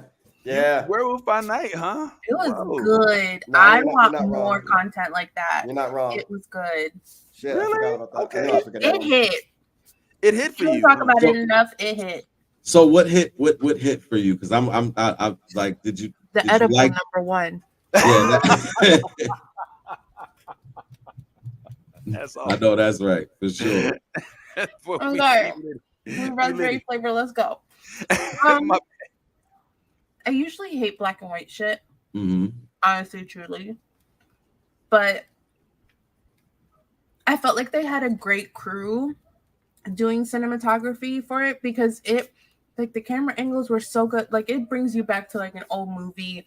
I love like the horror element. Like, if that's one thing I'm passionate about besides reading books, is horror. I love horror. So I was like, ooh, yes, spooky Marvel vibes. Like, give me more. They had a great cast for it. I don't think I can make any complaints as to anyone who was casted in it. It was just very good. And because it was, the way it was filmed, I wasn't worried about shitty makeup. I wasn't worried about terrible CGI. It was just a good experience where I could be like, you know what? I don't got nothing to nitpick about this. Okay. I like it. All right. You know what? I'm not. Omar, you sounded like you liked it too. Yeah, I knew I was forgetting something, but I was like, yeah, I think that, because I think I had Hawkeye at my top as my top one, but I think I might have to switch and put. I think it might be Werewolf by Night, Hawkeye, and then wow. Werewolf by Night, Hawkeye, and it's. Ooh, don't force it. Don't force it. It'll come. It'll come. It's either because I don't want to. It probably. I think I have to give it to Loki. Loki. Oh shit, Loki. I think so. Okay. It's gonna be either Loki or fucking. All right, now listen. Now everybody's naming Disney Plus shows.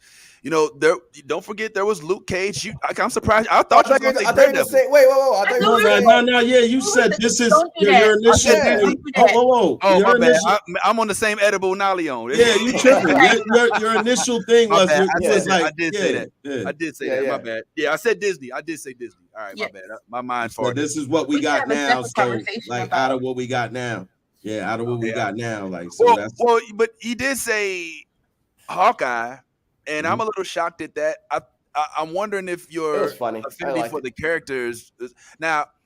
I liked Hawkeye more than what a lot of people kind of try to shit on it a little bit. And I'm glad that they introduced Kate Bishop in this way. First of all, hasn't she turned out to be quite the gem? Freaking Haley. What's her name? Haley Steinfeld. Haley. Yeah, it's like. Her Gwen Stacy now and as Kate Bishop, and my boy is on Hawkeye. He's in the Mafia, the Tracksuit Mafia. The Tracksuit Mafia. Yeah, we had him on. He told us that Carlos. Yeah, he was the the Puerto Rican Russian. Yeah. The Cuban Russian, the Cuban guy from Russia. It just is, hey, bro, what's up, bro? He said, bro. But yeah, I like the show. I'm sad about what happened to him in real life. But I think that there's so many unanswered questions also from that show. You know what I'm saying? Like, Mhm. what was the whole purpose of revealing that about his wife? Like, what do you think? Is it just to generate interest? Are they going to bring her in more as a character now that we know who she is? Is it just? I mean, I don't know. I don't know. What made the show so good to you? I guess is what I should ask. Oh, I mean, I'm always a fan of the street level hero shit.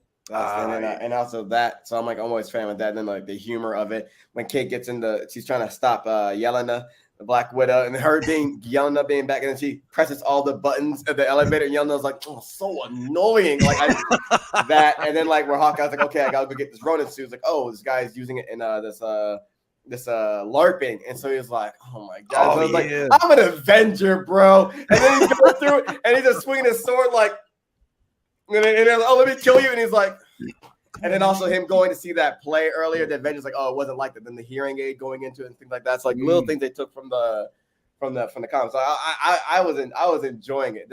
Okay. I mean, I like the goofy aspect, the cartoony thing with the Kingpin and shit, and like.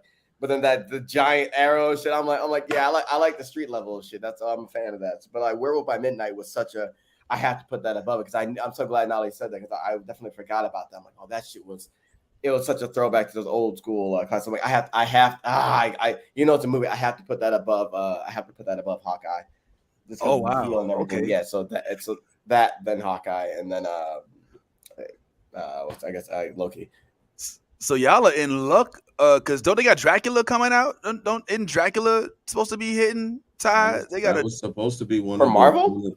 For Marvel, yeah. That was supposed to be on the horizon. I mean, it makes sense. I mean, with the strike and everything, I mean, I'm sure a lot of things are on hold, and a lot of things that were meant to wind up, hitting the chopping block. You get in, and that's just unfortunate. So all of the stuff that they may have said that was going to release earlier this year, it may or may not release ever. So we got to be, aware of that. But I kind of with Hawkeye, I think Hawkeye's necessary. I wouldn't put it at that high for my mind, but I think he's right. There was a lot of, it was necessary for him to finally get some real exposure because he did like all of the stuff that he did in all the Avengers movies. It was dope, but it was like almost overlooked because you're the one without powers. Yep. And when you see all of the different arrows that he carries around and all of the capabilities of what these arrows can do, like that was super intriguing for me. Watching the Hawkeye series, I was like, "Oh, dang! I didn't even know he could do. He had all of this. He's got this. He's got that." And that was pretty dope as well. But what was it? Werewolf? I don't know what you like with Werewolf by Night. I get it. The cinematography was great. It was. The problem that I had was when we got to the final scene, and it was that moment where he turns into the werewolf. I was like, man, oh man, this is the most disappointing.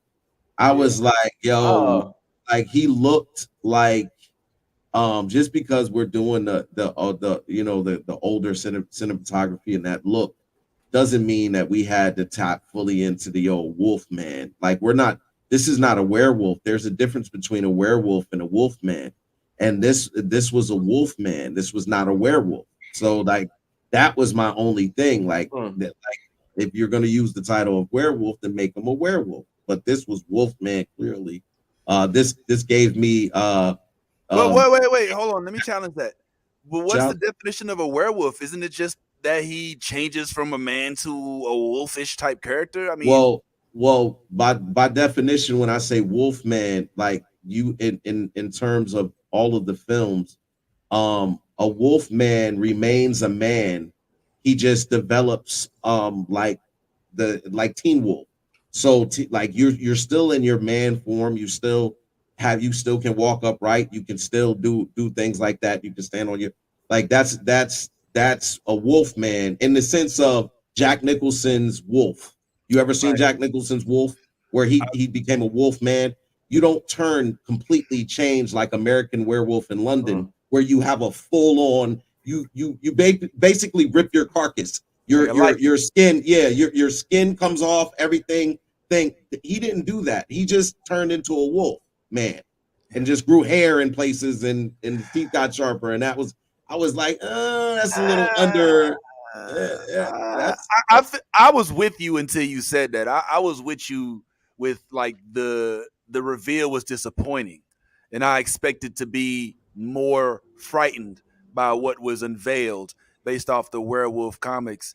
However, in terms of the definition of a werewolf, I mean, there's so many. You know what I'm saying? I mean, whether they turn a man turning into a wolf. In terms of what we've seen on screen, silver bullets. You know what I'm saying? In terms of what we've seen on screen, anytime you've seen a werewolf movie that the individual sheds their human skin or carcass and it splits and then they turn into whatever, if that's a version. But when it comes to wolfmen, like I gave you examples: Teen Wolf, Jack Nicholson's Wolf, with Benicio Toro's joint. All of them, you know what I'm saying? Like either you're turning into a wolf, which becomes you're a werewolf at that point, or you're just a man who just grows a whole bunch of hair and nails get long and like that. So that becomes Teen Wolfish for me. Like, which I think that they should redo Teen Wolf. Even though I know they got a movie coming out with the old cast and with the whole. It's not coming out. It's already been out. It's already done. It came out. Oh yeah, that's right. Yeah. Well, I think that it's time to darken that role up, but that's a whole other subject. I did want to get Tiffy's top three if she had any. Tiffy, I think you may have been in on the first part of this convo where we were going down, seeing what our top three Disney plus Marvel shows were. If you had any, I don't know how many you've seen, but if any, do you have any favorites? Could you give a top three list? Yeah, I was a big fan of WandaVision. I think that was the best one. I would put Loki at second because I think that for I feel like Loki's, I don't know, Loki and WandaVision both did it very well in different ways. Like Loki, we got to see this incredible arc for him, and it set up so much other stuff to happen as well. And Wanda's was just so crazy. And maybe it is similar to the Twilight Zone so that it's not unique. I'm not familiar with Twilight Zone, so it was new to me. I ain't never seen no shit like that before in my world, you know, so. But like to take a show and because it was very strange. Why is it in black and white? And then when you start to catch on to the little things of like the theme song changing every time, and then it's reflecting the decades, the little details of like when Vision would kind of break out of the TV sitcom moment, how the screen would widen from the traditional like smaller ratio that we had back in the day, the detail of it, and then how Wanda would get things back. That show was crazy. It had us questioning everything. We had the fan theories popping off. Everything was Mephisto. Like it was just a big old wild crazy time. It was a fun time to be involved in media when that show was going on and just discussing that show and being amongst other nerds. And Loki brought a similar energy, but it wasn't as crazy. It was more like, oh man, this is interesting because we're dealing with time and all of these variants, and this is oh man, we're going back in the past, and like that was weird in its own right. So I would put Loki at a very close second, and then the third one for me,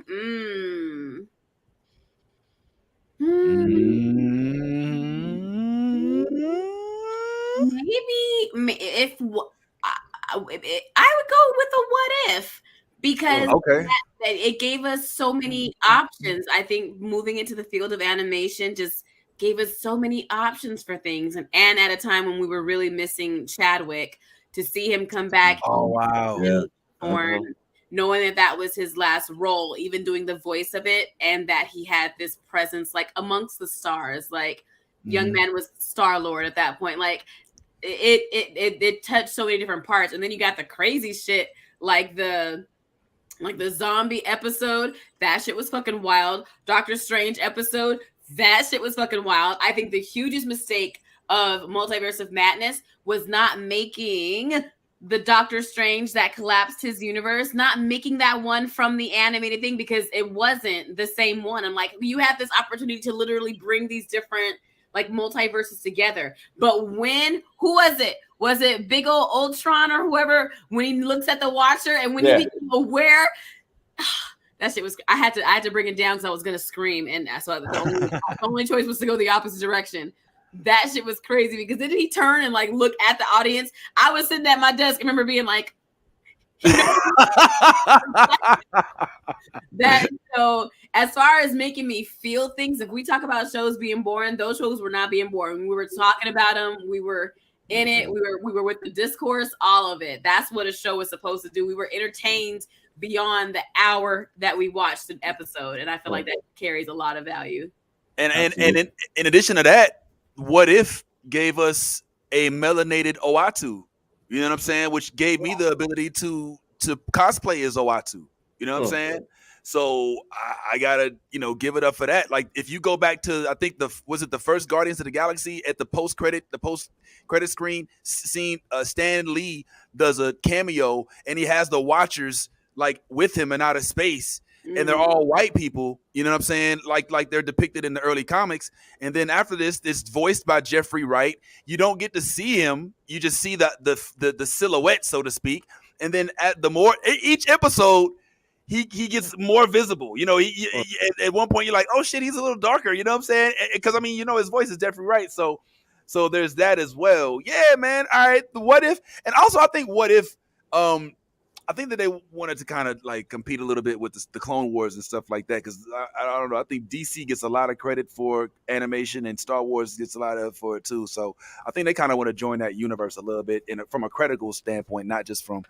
I went analytical. I got to remember this is entertainment. You know what I'm saying? Like this is one of the things. Yes, sometimes don't let me take that analytical curve too far down. That makes sense, man. I have to say, everybody named just basically the same few shows, but the only thing is, y'all with the Loki shit, y'all forgetting that he wanted to fuck himself in this. Everyone y'all are trying to that was an issue. That's not weird. That is not weird. It wasn't a sibling. If it's myself, what kind of self-hatred? Why wouldn't you want to fuck yourself? First of all, oh my God. Who does she sound like? Yo, I said the same exactly shit. Like you. Like that's exactly what I said. I said I would be shit. fucking the shit out of me. I know how I fuck. Literally, I know what I'm gonna get. I know it's gonna be good. I'm fucking the shit out of me is literally word for word what we'll blur this part out for more. I'm sorry. How is it any different from masturbation? It's literally what we say. I'm in the security of myself. I'm like, I don't know myself with myself. I'm like, this is weird. I think I'd be too judgmental of myself. I'd be like, ew, that's me. You know what I'm saying? Like, I don't fuck with me. That sounds extremely personal. Look, me knowing me, I'll be understanding and I'll do that. me knowing me. So I got us. Like, are you serious? No, it would be a great time. That's not weird at all. No, wow, not at all. I was surprised by I'm like, y'all are fucking boring. Y'all hate yourselves. People that had like real like joking about it and being like, oh, that's kind of weird. That's one thing. The people that were truly upset and saying that it was a bad series or it was a weird series because of that element, when we understand that Loki is a narcissist and already loves himself, why wouldn't motherfucker also fall for himself and then betray himself? That's in line with his character from start to finish. It's strange, and I'll give you that, all jokes aside, but it's not ruin the series strange. People get way far with that, I feel. And I mean, like, look, the biggest, let's talk about the biggest thing that came out of this series. Kang. Well, Kang came out of this series. Jonathan Majors gave one of the best performances on an episode. Literally one of the best performances we've seen in a series thus far. And man, like that's why I'm always gonna put Loki above WandaVision, because I'm looking at everything that went into it. I know that people were thirsty for Marvel content or any content at that point, because we were in a pandemic, we didn't have no place to go. And I know that people was gonna be like, whatever came out, it didn't matter what it came out. I'm not saying it was a bad series, but whatever came out, people were gonna be like talking about it because there was nothing else to talk about at the time. But Loki just like it. Every time I think about how everybody's performance in that was great, like even down to what is the lady's name who ran the facility and left, the one who's supposed to have the relationship with Kang, the young black young black girl get Uguch. I can't think of her name. It's like it's a very ethnic, dope ass cultural name. But Google, it's like Google something. I can't remember the rest of it, but I'll find it. But I know what you talk about. But yeah, that part is interesting. Yeah, like, you know what did she say something? Google Mbathura. I think that sounds about right. Yeah, she's out there. She's done a couple things. I don't want to I hated say her it wrong. character so much. I'm like, yeah. And the guard and the guard, it was the security guard who also played in Lovecraft. Yeah. That's her. Is that who you were referring to? Oh no, I thought you were talking about the one that worked with the TVA. No, I was, but then I also thought about the other security. Yeah, the warden, and I think she's the one that was in Lovecraft. I can't think of who that is, but it's interesting how you speak without moving your face like that. Like, it's like I know, right? That's talent, you know what I'm saying? I'm loving. Nah, he's a little short. But yo, I dig it. You know, Loki was cool. The only problem for me, honestly, is as much as I like the Loki show, when I feel and see the CGI and it's overwhelming, it's like it sometimes interferes with my ability to enjoy it. You know what I'm saying? Like, I don't want to know that it's CGI. And there was a whole bunch of worlds. That's the same way I felt about Ant-Man.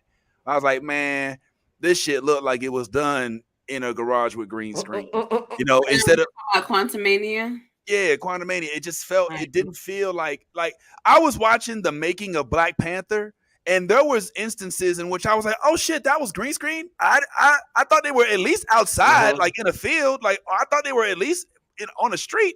Like they're literally in a room and it's nothing but just a platform. And I was like, oh shit. Like, so when he came up to him and was like, and finally caught Claw, like none of that shit was outside at all. Like, that is great. Like, I had no idea. But when I'm watching Quantumania, I'm like, this is clearly the quantum realm. And it's clearly, you know, and that's why I also don't like the instant like, oh, you know, let me run and put on my helmet. The whole nanobite shit, you know what I'm saying? Yes, I want to see you put on your helmet. I want to see you put the cape on. I want to see you struggling to get this shit on while you're in the phone booth. Like, bring that shit back. Real. You want the real. I just, it feels a little lazy at this point. You know what I'm saying? Like, I have to rewatch Quantumania. You don't have to.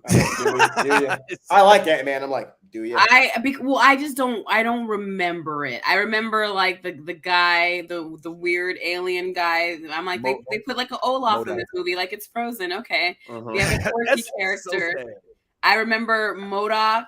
Right? Is that his name? MODOK, that's very strange character. But the rest of it is just like kind of a blur. Yeah. So, but if you're saying I don't need to go remind myself, that is just fine. Because look, Omar likes it. I didn't like it. I hate it. I'm sorry, I didn't hate it, but I was expecting more. I have a bad memory. That man should have died. I was expecting more tragedy. I was expecting more of a developmental event to justify investing into phase 5. And MODOK, they completely bastardized him. You know what I'm saying? He was the and I get it. You have room to do that. He has a show on Hulu where it's comedy, so there's room for it. But he was still hella powerful. But you know, it's up for grabs. Everybody can like what they like. Is Bad Tie back? Okay, cool. Bring it on, homeboy. This just in. Before we kind of start to make our way up out of here. Fresh off the presses. Any Spawn fans out there? Yes. Anybody fuck with my man from hell? Black. They've been trying to reboot this shit for so long, Todd McFarlane, bro. Like, long. Isn't it time though? Is it time we get? 2025. I mean, take your time and do it right. No, do you want to? I mean, we've been taking time. Like he's right. They've been they said this what 3, 4, 5 years ago. Well, we've had a pandemic. We got a writer's strike. You know, we lost Roe versus Wade. You know, Yeah. I mean, Well, sounds like plenty of time to get the shit together, doesn't it? I mean, you just named all the reasons why I would have time to write a good script. If I'm chilling, I don't have no, nothing to do. I mean, come on. Omar, did you see the first release with Spawn with my man Michael J. White? That was my brother's favorite. My brother's favorite hero. I remember seeing it, and then I was a kid, but in my mind, I took my mom to see it because she doesn't really like religious lady. She didn't really like not overly religious enough lady, but she hated Nightcrawler and thought, they're trying to humanize demons. But she loves Spawn though. It's a black dude that came back. But the cape, like was going in the wind and shit like that. Oh my god, the cape. The cape does go hard. I am curious if they're keeping Jamie Foxx. Originally, Jamie Foxx was that's right. Was cast to play Spawn. But we ain't heard from him since he went down. Right. So it's very odd to drop this info when we don't even know what his status is. Nolly, did you watch Spawn, Nolly? I did. I had a joke, but I'm going to hell. All right. I'm not gonna. They said, let me release this while he's sleeping. Oh damn! Yeah. Go to hell. You go to hell. it ain't even. I liked enough submarine memes that I wasn't gonna get it anyway. Now you saw Spawn though, huh? Yeah. You dug. You think it's time for a new one? Did you like the first one? I liked the first one. Back then, when it came out. It's cool, I guess. Is it time? Honestly, I guess since we're doing everything else any fucking way. I mean, look how many times we did Spider-Man in a short couple of decades. So, I mean, fuck it. We gonna do it. We might as well do all of it. Get it all at the same time. Oh, word. Tiffy, did you watch Spawn? Mm-mm. You are you familiar with Spawn at all? Mm-mm. We can put you on. Okay, we can. Okay, all right. Go, Spawn was 1997, wasn't it? Okay. Well, let me do you like you did me for Sailor Moon. That's cute. All right. Fair enough. Let me see. Okay, so Todd McFarlane, one of the lead artists for the Spider-Man comics. Yep, revolutionized leaves them in Marvel and goes and starts his own shit. That ends up being where Spawn comes from. Is one of the lead. That's why Spawn and Spider-Man look so similar. You know what I'm saying? Mm-hmm. Spawn he's I think he's in the military, Black Ops. I can't remember, it's military, and he fucks around. He's got a lovely wife. You know what I'm saying? They got a daughter. You know what I'm saying? That's his life. But he fucks around, gets blown up. He goes to hell, right? Hell, he makes a deal with this demon named Malboja, if I'm not mistaken. Malboja says you can go back to Earth, but you have to work for me or whatever. He goes back to Earth. He's happy as fuck until he goes into the mirror and realizes he still has his burnt. He's got like Deadpool, like he's burnt all over. He doesn't look like the human being no more. You did when he died, basically. Right. He doesn't look like he doesn't have his ruggedly black male good looks. So obviously, one of the first places you go when you come back is he goes to see his family.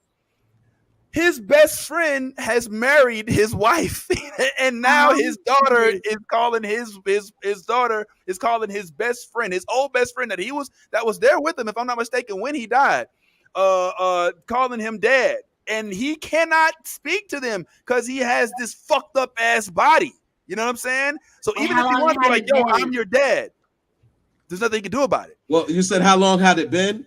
How long had it been? Years? Hold up. In that case, I'm gonna just skip past a whole lot and just say this: the friend had something to do with him dying in the first place. So that shit right there just compounds it he always wanted his wife. That was always something that he. Remember or in the movie? No, in the comic. I think because he was called the Redeemer. And you said in the movie, his boy did have something to do with him dying. Well, I don't think in the movie. I don't know if I recall. I don't think in the movie. I don't know if I recall that happening like that. We'll do the fact checking, but most importantly, it's just grimy, you know. And I mean, now you could determine whether or not it's relevant or not. But you know, it's a solid black family. His best friend's a white dude, so now you got a white guy taking over the role of the lead in the house, which adds another element to it. Keep in mind, Todd McFarlane wrote this shit, which is some of the genius. You know, this is a white dude. You know what I'm saying? So the fact that this is where he's going for his his breakout. So then fast forward, now he's all depressed, and the more angry he gets, like these weird things start happening, and he starts to learn that he can use his body and his cape, if I'm not mistaken, as like armor and weaponry. And the more he learns, the better he gets and shit. But he's got this probation officer in the form of a clown played by John Leguizamo in the movie, but that kind of like comes around and is like, hey, man, you know, you got to do this, got to do that. And that's kind of the theme of the whole thing. Is like, I want to like, you know, kill my best friend, but then I'm going to leave my daughter fatherless. Fast forward as well, in the comics, the daughter knows that he's the father, but she's a child. So like, she's like, mommy, and mom like, no, your dad's dead. You know, we had the funeral, you know what I'm saying? So like, there's that whole aspect of it. And not to mention, he just looks like a badass. Like the cape turns into whatever the fuck weapon he wants. His suit turns into whatever. He can have a machete. He can have a freaking whole axe. He can turn into machine guns. He can do whatever the fuck he wants. The cape flies when he wants it. I mean, well, the cape kind of has its own. It's kind of like the Doctor Strange cape a little bit, except for more violent. So that's kind of the work of Spawn, and it's got everything that's Marvel-esque. You know, the hero you root for, even though they're kind of bad, because he's a demon and he does bad shit. And he's a killer. He's not some playboy. You know, even though they made it PG-13, like this motherfucker is like a killer. Like he kills people. You know, and so I don't know, that I think is fascinating. So I'm happy myself to see it come to the big screen, and I know it's cute. So whatever, it's just that's cute. So, if you have a little movie to point me towards or whatever, I might put it on in the background while I scroll on my phone at the same time.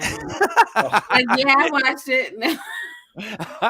I mean, I get it. I can dig that, but that's what I'm happy for. I just hope that it's done right. You know. Did y'all see this new news on Twitter? Not at all. What? Breaking Limits. Hold on. Breaking news. New limit. Yeah, verified accounts are limited to reading 6,000 posts a day. What? Unverified accounts to 600 posts a day. And new unverified posts to 300 posts a day. Accounts to 300 posts a day. And Elon, that came from Elon's account.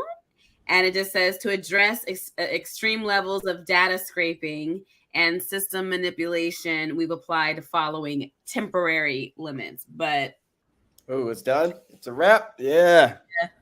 What does that mean? That means you'll be on your phone people and then all of a sudden you'll hit the wall. It just won't hit anymore, and they're getting a notification that says rate limit exceeded. Rate limit? Man, Twitter is such a bad name. That's the projects, bro. Y'all better get the fuck out of that bitch, dog. That shit right there. And that's an ungated neighborhood. Twitter used to be Used to be in the Wild West, man. Is run by the evil. I don't even have my original Twitter account no more. What's that mean for you, Tiffy? Does that change anything for you? I'm not. I be liking to tweet on the Twitter, but it's not my primary social media platform or anything of that nature. So, okay, good. It's a shame. I enjoy scrolling on Twitter. I've been enjoying Twitter more and more, especially like when Hellfire related stuff gets released. The live tweets. Right. Yeah, like I like it. So it's a shame that it's doing so. It's a shame. Well, they'll be all right, man. Don't nobody fuck with that shit no way. And so, you know, I believe in 5 years we won't be on Instagram no more. Like we'll have converted to some other shit. The only thing that seems to last is YouTube. You know what I'm saying? So Tumblr's right there, bro. Tumblr, hey, it's off balance, but I still believe. I miss Tumblr. Tumblr. I still got my college club account. You know what I'm saying? It was for the screen names and shit. Man, that's AOL. I got the disc. I put that shit in, goddamn, but I still got out. The AOL days were magical. You can't get Oh that my god. Man, Skeet rockin' bot. I used to like MySpace. Oh yeah, we worked it because you could customize your page and have it looking, have your page pop. Everybody was yeah, like, but then you had to be real careful about your top 10 because then your friends would be watching like, oh, so I'm number 7. Live journal. Just put your, it makes it so much easier to put your business in the street. Just live journal. You could just be like talking shit about, man. Me and my boyfriend went through it at the time. I gotta. The girls, the young ladies on here have already said that they went into the chat room, so they was a problem. I don't know what that means. I was a big old internet liar. I was great at that shit. I was a menace. Oh my god. I still don't really know what it means. Oh my god. But I don't know if I want to know. We just gonna talk, man. Hey, look, we gonna pull it back up. We ain't gotta go nowhere, but at least let me just stop this shit right quick. Hey, let's pull it up. Oh fuck. Yeah, let's hey, no need to drag it out. Let's just hit this button like this right here.